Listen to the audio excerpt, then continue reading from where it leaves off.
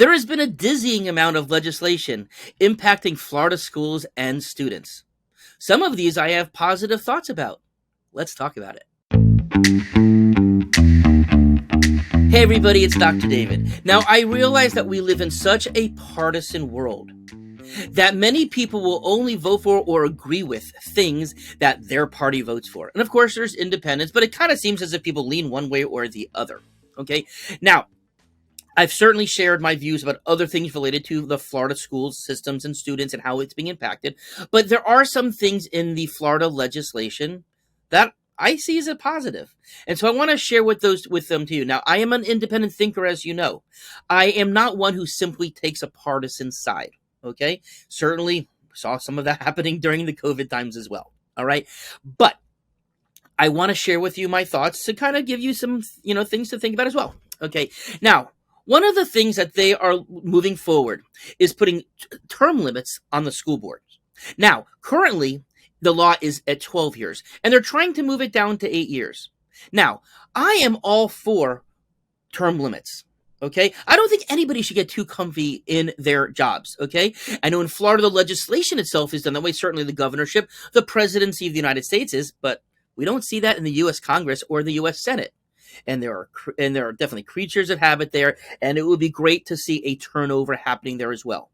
So 8 years, that seems to be a nice amount of time for somebody to be in a particular position. And so I think that could be okay. Okay. So again, we know as time goes on, there's generational change, right? People have different attitudes about things.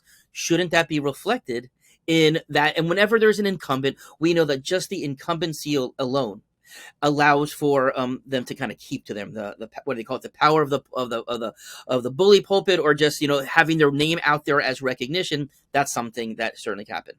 Okay, now another thing that they are looking to do is to actually make school board positions when voting partisan. Okay, which means that they would assign either a Republican, a Democrat, or independent based upon what that candidate says that they are affiliating with. And you know what? I am okay with that, because you know what? That does tell people about what the person's going to stand for. Now, everybody can be different. And of course, we should never be voting based upon just that. We should be diving into the issues. But you know what? I read about all of these things. I make informed decisions when I vote, but I realize people don't. But you know what?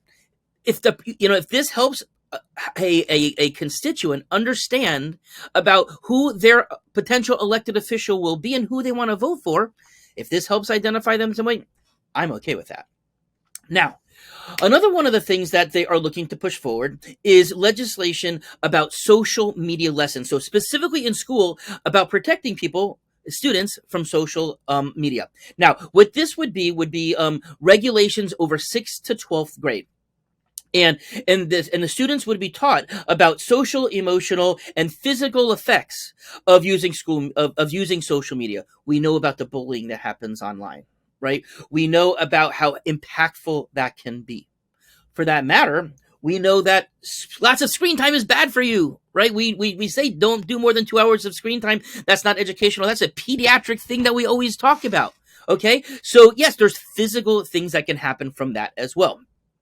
Now, one of the things they want to do, and they also want to focus on how it can manipulate behavior through the distribution of disinformation. Now, that's part of the wording, and that's where I'm looking at this, though, as a potential slippery slope.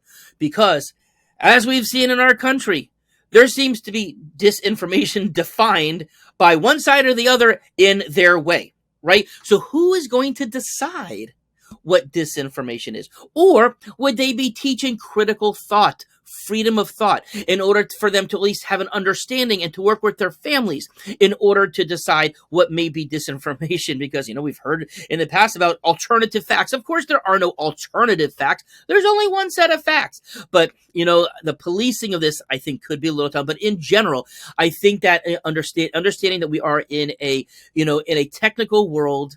We are in a world where social media is being shared, and I think having some kind of education of our children to teach them of the potential dangers that are out there, I think that's a good idea. But let's see how it might be implemented.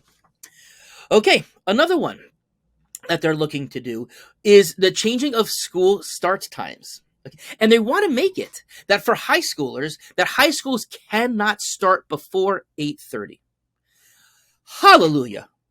Okay? High school students, of course, they're going to stay up later. Whether it's work, social, whatever, more homework, they're going to stay up later. And having a kid showing up at school at 7 o'clock, 7:30, they are tired. It's chronic. Their school performance will be affected. So I think it's great that they want to make it that high schoolers school cannot start before 8:30. That's a really good thing. They're trying to make it from middle school to be for 8 o'clock. Okay? We know, though, that high schoolers actually require more sleep than more middle-aged children in order for them to be their optimal selves. So this is actually something that I'm really quite supportive of as to if they can make this happen. Okay?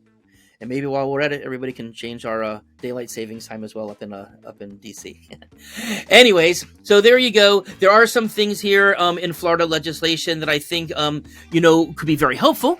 And of course, depending on how it's taught, could also be very helpful. Have a great day.